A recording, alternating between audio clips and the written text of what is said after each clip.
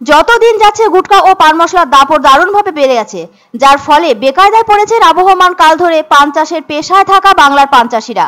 আগে তো গ্রামাঞ্চলে গেলে অনেক পানের বরজ লক্ষ্য করা যেত, সেই বরজের সংখ্যা দিনকে দিন কমে এসেছে। আর বর্তমান সময়ে তো পান খাওয়ার কদর অনেকটা প্রায় উঠেই গেছে। এক সময়ে কোনো ধরনের অনুষ্ঠান বাড়ি থাকলে তাতে পান খাওয়ার ব্যবস্থা থাকতো খাওয়ার শেষে মুখশুদ্ধি হিসেবে।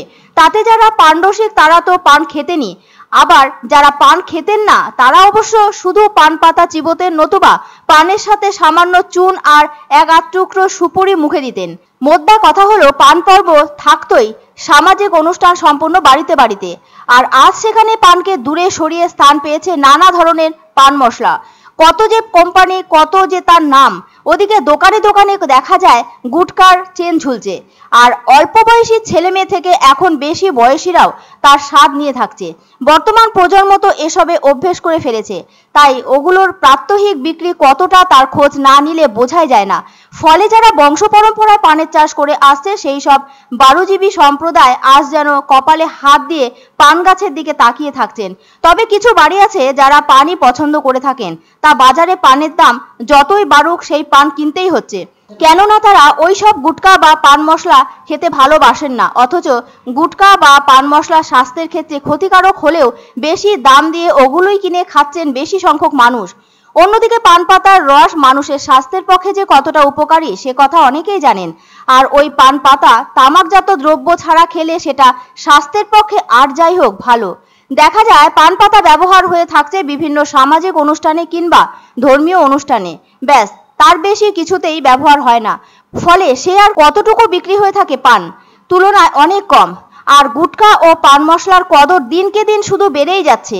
ওইসব কোম্পানিগুলি উপকারী নয় এমন জিনিস বিক্রি করে কোটি কোটি টাকা বাজার থেকে লুফে নিচ্ছে। এদিকে চিকিৎসকদের মতে পান পাতা শরীরের একাধিক রোগ নির্ণয়ে সহায়ক ভূমিকা নিয়ে থাকে।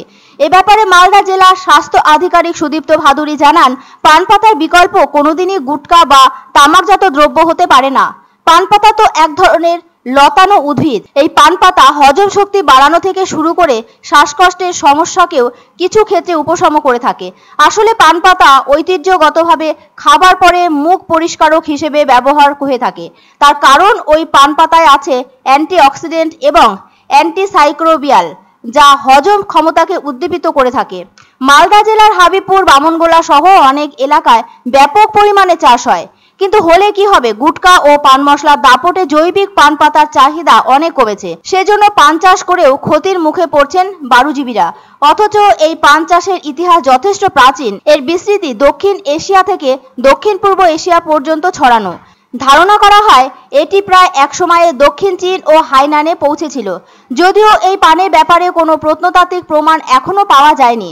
কম্বোডিয়ায় পান চিবানোর প্রথম প্রমাণ পাওয়া যায় 2400 থেকে 2200 বছর আগে। থাইল্যান্ডে 1500 বছর আগে এর প্রমাণ মেলে।